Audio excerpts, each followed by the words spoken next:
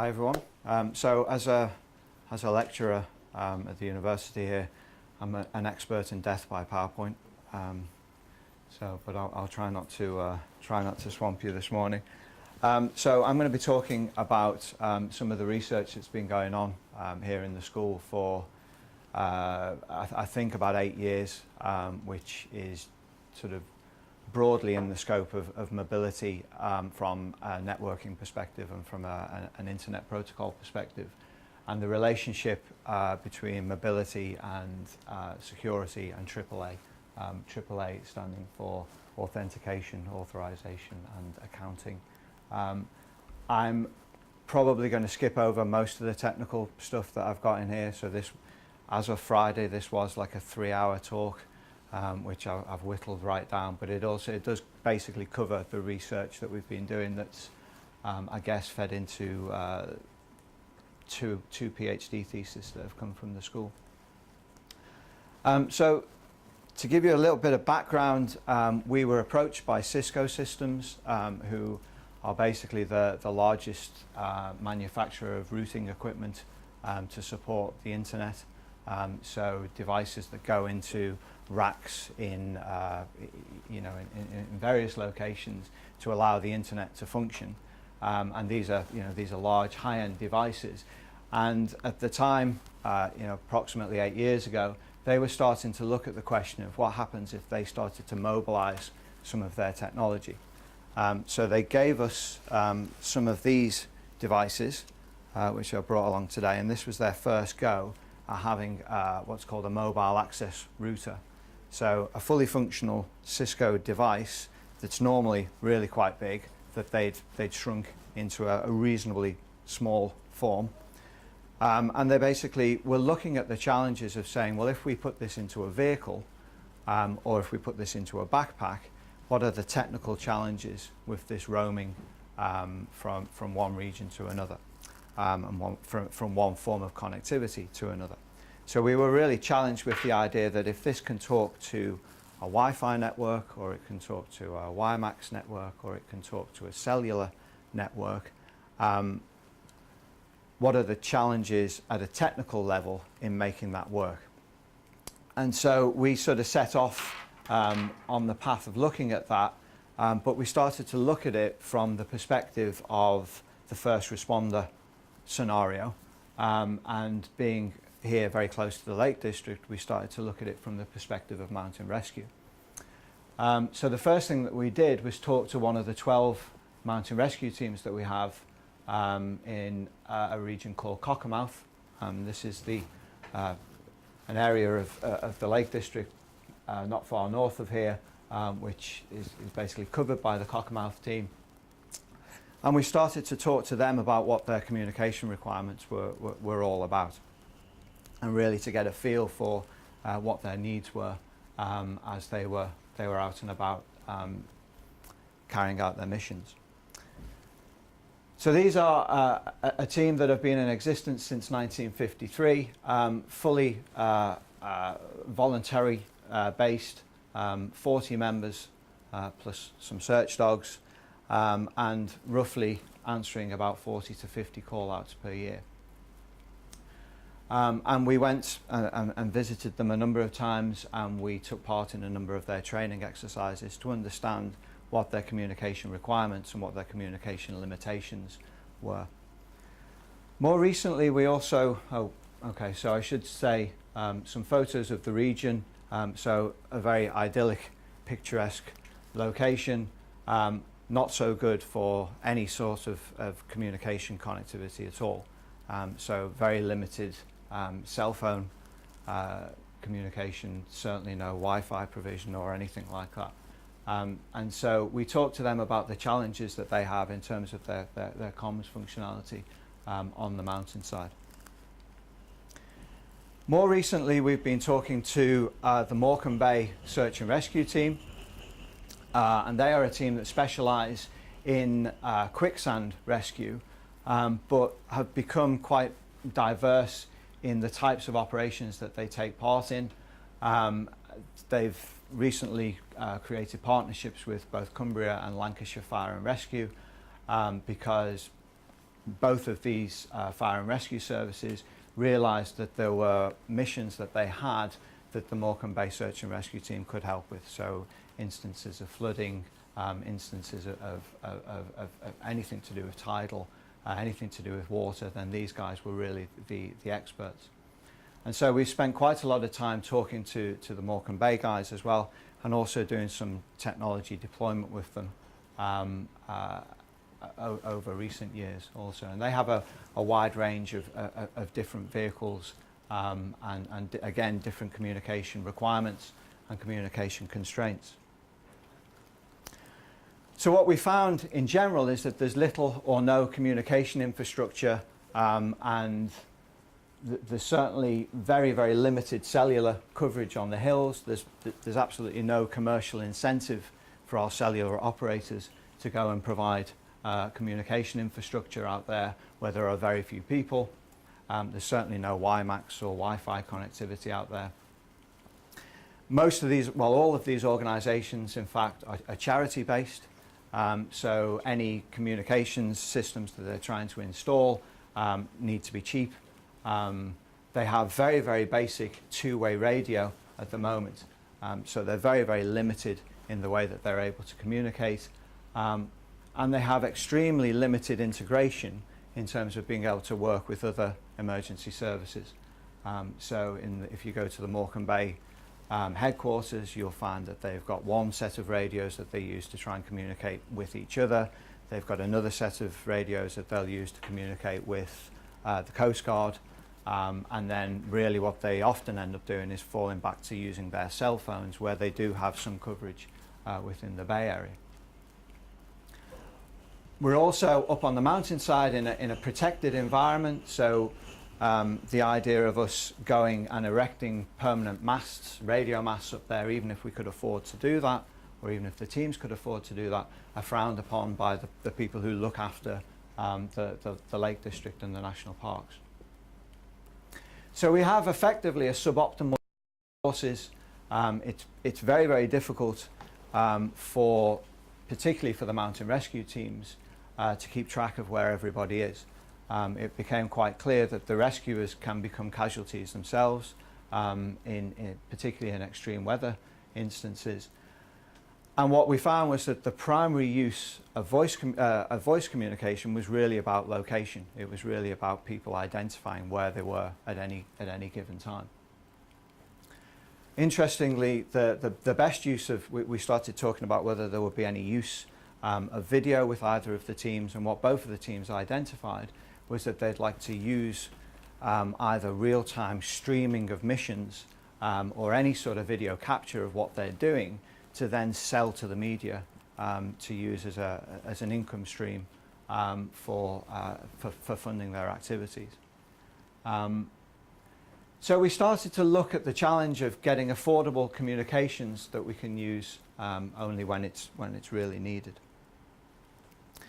The challenge from the university's perspective was, how do we fund this? Well, I had Cisco funding the mobile router project, and we also got involved with an EU project called U2010, which was broadly covering a lot of the things that we're talking about today.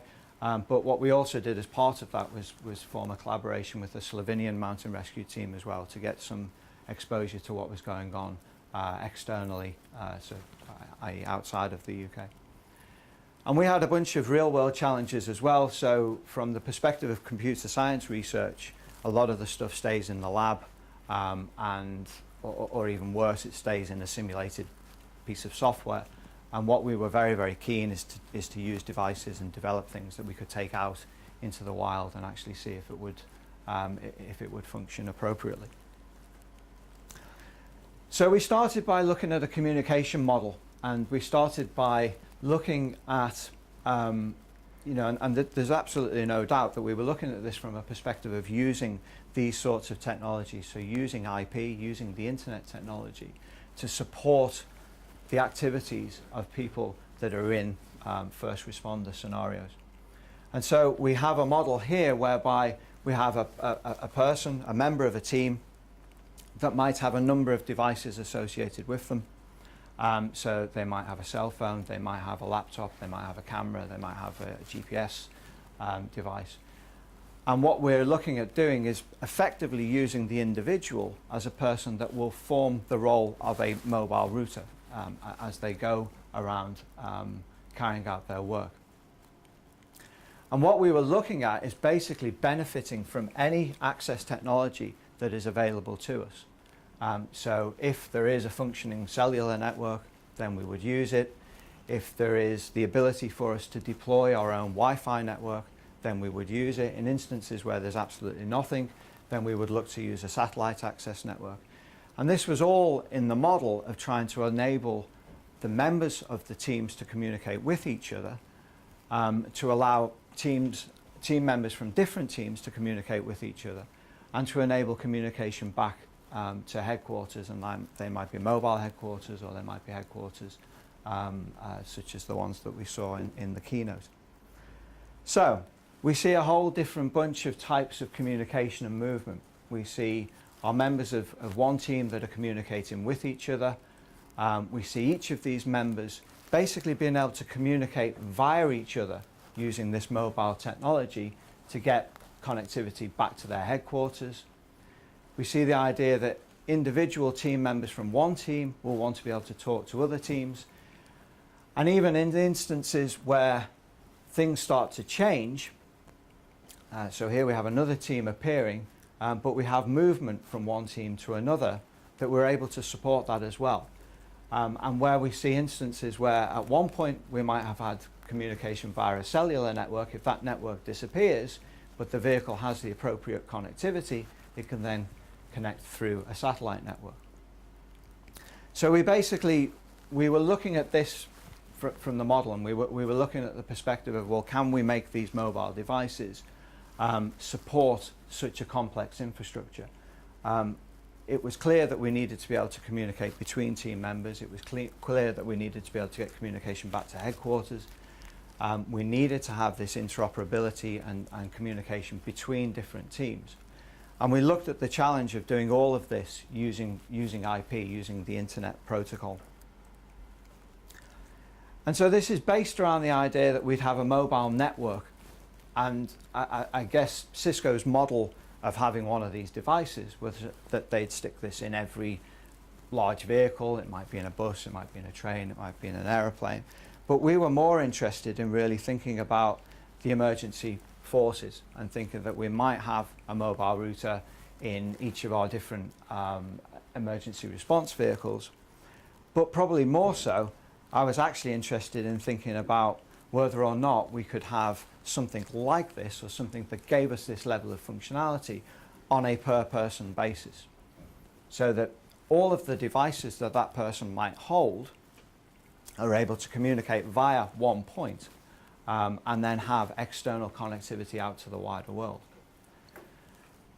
And the intelligent thing here was hopefully going to be that all of our different rescue team members could communicate with each other as well, and via each other. So as long as one of your members of the team had some globally reachable connectivity, everybody else could connect via them and reach the outside world. So this is one of the members of the Slovenian rescue team. He's carrying a backpack which in it has one of our first versions of a mobile router. Okay, so this is Cisco's version, this is Lancaster's version, and in here this is basically a Linux embedded system which effectively provides this connectivity functionality that we can see over on the left hand side there. And this is pretty straightforward to use in that there's one switch on off. Okay, so the idea there was at the start of a mission they switch it on, they drop it in the bag, and any device that they have will connect to this. Any other members of the team that are anywhere near them will be able to connect to them and connect via them if this also has wider internet connectivity. And that was our first go at getting something that was, I mean, it's quite heavy actually, but something that is reasonably mobile. And we started to also think about this in the context of the Morecambe Bay guys, and you know, the idea that actually there are quite a few things that on an individual as they're moving around we might want to monitor. So this is a vest that has the ability to monitor heart rate, on a rescue worker, and various other sensors to do with temperature and humidity. This is a Bluetooth pulse oximeter, which effectively again can connect in to look at the condition of a patient once we reach a casualty out in the field. So the idea of all of this is to enable connectivity, whatever the device is and whatever the data is, to connect all of these things together and use IP, use the internet protocols to move this data out to wherever we need it to go. So this is sort of the technical bit, I guess, but I'll sort of breeze over this reasonably quickly. The basic problem that we have with IP and with the internet protocols is that when a device connects to a new access network, so when your cell phone moves, when you move from a cellular connection to a Wi-Fi connection at home, your cell phone is effectively issued with a new IP address. And as that happens, that basically means that any mobility that you have going on, any sessions that you have going on, will effectively break. And so what we were looking at is ways at which you can introduce into the internet technologies protocols that will help to support that mobility, to make it completely seamless. And there's a whole bunch of them. There's something called mobile IP for individuals that are on the move. There's something called NEMO for network mobility, so networks that are on the move. And MANE protocols to support very efficient communication between individuals when they're in a sort of a team-based scenario. But there are limitations with all of these approaches. And what one of the PhD students that I had was basically tasked with doing was fixing this scenario. And so he went away and developed, I'll just skip through a few of these, he developed something called the Unified MANEMO architecture, which basically provided support for efficient routing out to the internet whilst roaming, but also very efficient localized routing. So i.e., if you consider these blobs that we have in the diagram here as your individuals carrying your mobile routers with all of their devices connecting in and them all connecting through each other if necessary, then his work basically did the underlying protocol stuff to enable both efficient external connectivity if we're trying to get out to the wider internet, but also very, very efficient localized connectivity to support the communication between team members. So this was obviously very applicable to the mountain rescue scenario, and it meant that we could have a model whereby we would have rescue team members with personal area networks and rescue vehicle networks that have different equipment on them. This is equipment that we found that these guys were actually carrying, so that they were carrying GPS devices that would be tracing their location. They just had no way of getting that location data out into the wider world. They were carrying safety equipment. They were carrying medical equipment. They weren't carrying video equipment so much.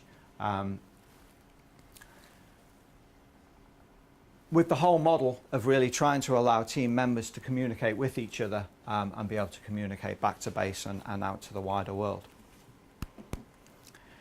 I then had a second PhD student, and again I'll go over this reasonably quickly, who was looking at the security challenges of all of this and saying, well, this is all very good, but we need to keep this secure in terms of any data that's being transmitted across these networks.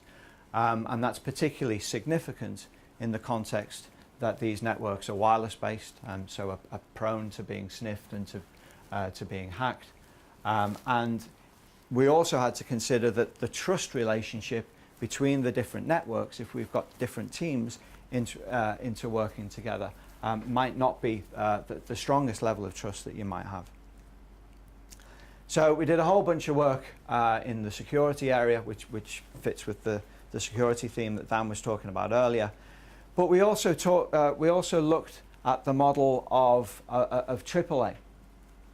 And the idea that, you know, one of the things that I've sort of breezed over so far is that if we're using different access technologies, if we're using a cellular network, or if we're using a Wi-Fi network that might be provided by a coffee shop, or a Wi-Fi network that might be provided by an aid agency, then we need to make sure that as we're trying to maintain this seamless roaming from one network to another, that we're able to actually use those networks. Okay, and we didn't want, with each roam, to be in a scenario where we were then having to enter a load of credentials for each of these new networks. And so a second PhD that I had going on in this space, who has literally just submitted his thesis last week, is really on building a AAA model that enables this seamless authentication to go along with the seamless mobility. But I won't sort of blow on about the detail of this, because I'm pretty sure you're not so interested. But we ended up with an architecture that basically gives us the model by which we have our mobility, we have our mobile networks, we have our access networks, and they could be of any different sort, and what's known as the home network, and a relationship between each of these clouds that enabled us to support this functionality, to enable use of all of these access technologies in a very seamless way. And what this basically revolved around is having agreements in place between the providers of the access network technology and the home network, so the networks that are provided by the search and rescue teams themselves. So, okay. So we also basically said, okay, well, we're going to go out and we're going to do some real-world deployments of this, and this is a picture of one of the ISS guys out on the top of a hill, and I'm down somewhere in the valley down here with somebody else, and we were setting up a point-to-point wireless link, and then in fact, when I took this picture, this was the day that I realized what PhD students were all about, because this is Panos, my PhD student, and we were doing Wi-Fi range testing, so I sent him off up the hill and I stayed down here drinking the tea. And this is basically, so we were doing from the previous picture, we were doing point-to-point wireless links, which had a link into the regional network through a school. And we had connectivity into here. We had backup connectivity provided by a satellite. And then we were broadcasting Wi-Fi connectivity onto the mountainside, and then sending Panos off to work out what that coverage was like. So we basically tried to deploy the communication model that we looked at earlier.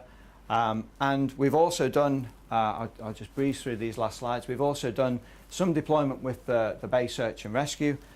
So what we see on here is a vehicle-based mobile router, so something that's a bit bigger than what we have in this box, but going into their vehicles to provide the communication functionality that I outlined earlier.